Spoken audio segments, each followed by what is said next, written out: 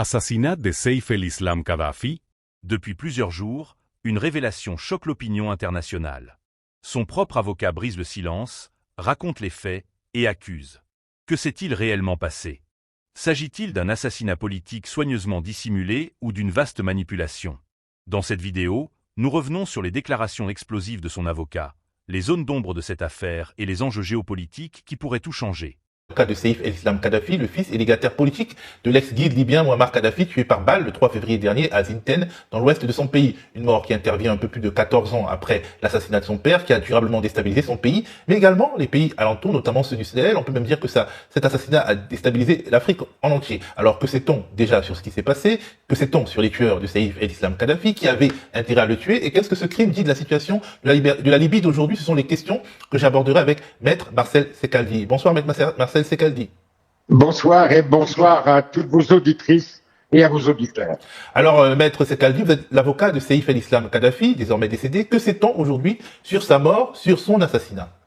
Ben écoutez, à 14h30, hier, 3 février, un commando de 4 personnes, masquées, des professionnels, puisqu'ils ont pris soin de déverrouiller le système de vidéosurveillance. Ils sont rentrés dans la maison. Saif el-Islam était dans la maison avec son seul cuisinier. Il a été abattu dans le jardin de la maison alors qu'il était assis sur un fauteuil. Alors, certains analystes estiment que le modus operandi qui a prévalu lors de cet assassinat porte la marque d'un service tout de même expérimenté et pas forcément de milice locale. Vous êtes de ce point de vue? Absolument, si vous voulez. C'était des professionnels. C'était pas des membres de milices ramassés au râteau pour accomplir la besogne. C'était des professionnels. Ils déconnectent d'abord le système de vidéosurveillance, pénètrent dans la maison. Saif el-Islam était au téléphone à ce moment-là, avec un de ses amis. Il dit à son ami, des hommes armés entrent chez moi, et les coups de feu ont immédiatement suivi. Alors, que faisait donc Saif el-Islam à Zinten? Quelle force le protégeait? Et avait-elle intérêt, ces forces qui contrôlent Zinten, donc, à le faire disparaître? Non, pas du tout, si vous voulez. Il avait pour habitude d'être à Zinten, il était sous la protection de Zinten, mais si vous voulez, Saif el-Islam refusait toute mesure de sécurité lourde et pesante autour de lui. Je vais vous donner un exemple très précis. Il y a 8 ou 10 jours, le chef de la tribu des Kadhafa lui a téléphoné en lui disant « Voulez-vous qu'on vous envoie des hommes pour assurer votre sécurité ?» Il a refusé. Mais pourquoi avait-il refusé? Parce que c'est la personnalité de Saïf. Si vous voulez, Saïf n'avait pas peur du danger. Il savait qu'il était en danger, mais il n'avait pas peur du danger. Il y a aussi un autre aspect de sa personnalité. Il avait toujours des scrupules à demander quelque chose à quelqu'un. Il ne gênait les personnes. Alors, qui, dans le fond, a le plus de raisons de se réjouir de ce trépas, de cette mort violente, aujourd'hui, en février 2026? Ah ben écoutez, c'est très simple. Vous dressez la liste de ses ennemis intérieurs et vous dressez la liste de ses ennemis extérieurs. Et vous allez arriver à la solution. Mais justement, qui sont ses ennemis intérieurs et extérieurs? Ah ben intérieur, il y a bien entendu le clan Haftar et la ville de Misrata et la base arrière de la Turquie en Libye. Donc en fait, c'est le gouvernement... Et sur le plan extérieur, vous avez la Turquie, bien entendu. Vous avez la Russie, puisque désormais la Libye, après la chute de Bachar el-Assad, est devenue la base de la flotte turque dans le bassin méditerranéen. Si Saïf avait été élu président de la République. Et c'est pour ça que les élections n'ont pas été organisées. Parce que si les élections avaient été organisées, Saïf el-Islam aurait gagné certainement ces élections. Or, Saïf voulait une Libye indépendante et sûre pour sa population. Et donc vous pensez que la Turquie, la Russie voulaient plutôt garder le contrôle sur le pays via le maréchal Haftar? Mais attendez, ils ont tout à fait intérêt.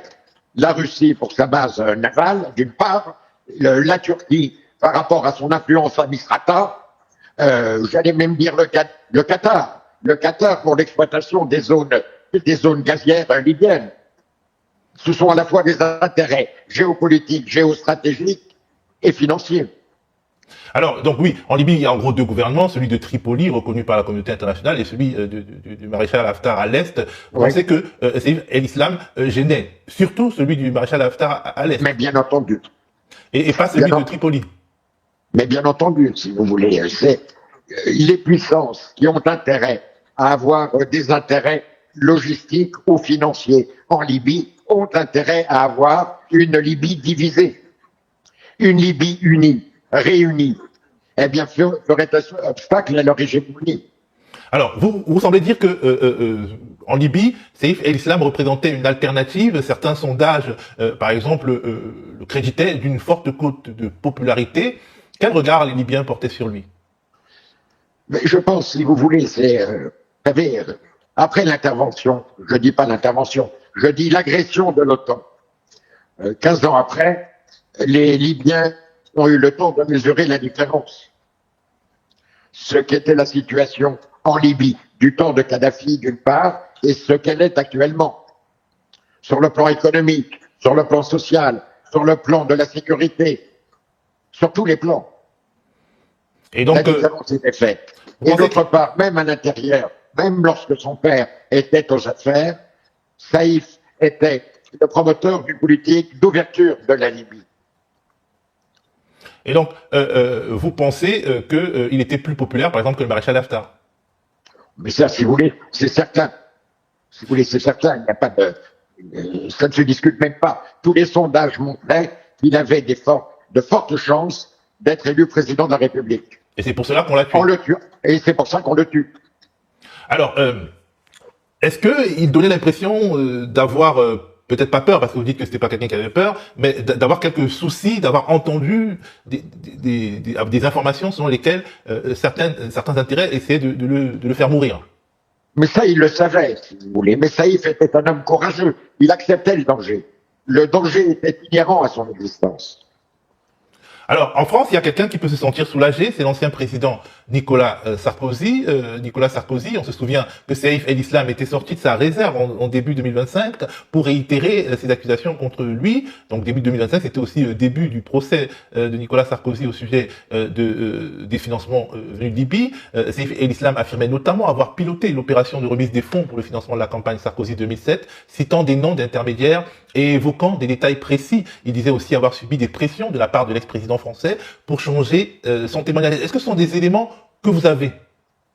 Non, si vous voulez, ces éléments, je ne les prends pas en compte. Ce que je prends en compte, en revanche, et c'était le cas d'ailleurs de Saïf, financement de la campagne électorale, si vous voulez, quand vous parlez du financement de la campagne électorale de Nicolas Sarkozy, quand vous mettez en balance les conséquences de l'intervention armée de l'OTAN par rapport aux conditions de ce financement, vous voyez bien que la seule vraie question qui se pose, c'est pourquoi cette intervention? Et les responsables de cette intervention devraient faire l'objet de poursuites de la part de la juridiction internationale. Mais comme la CPI est ce qu'elle est, jamais elle ne le fera. Je vous rappelle que le président Obama avait déclaré que sa pire faute, sa pire erreur, c'était l'intervention en Libye. L'intervention en Libye a favorisé les phénomènes migratoires, a complètement déséquilibré le Sahel avec des centaines de milliers de personnes déplacées, des milliers de personnes, hommes, femmes, enfants, tués. Regardez la situation. Et tout cela à cause de l'agression armée de l'OTAN. La véritable histoire de l'agression armée de l'OTAN en Libye reste à écrire. Et donc, finalement, les juges français n'entendront jamais Saïf el-Islam sur les questions de politique française, ceux de la Cour pénale internationale non plus. Aurait-il voulu, à votre avis, s'expliquer sur les crimes qui lui sont reprochés et évoquer justement l'autre partie de l'histoire de cette agression de l'OTAN, selon vos mots?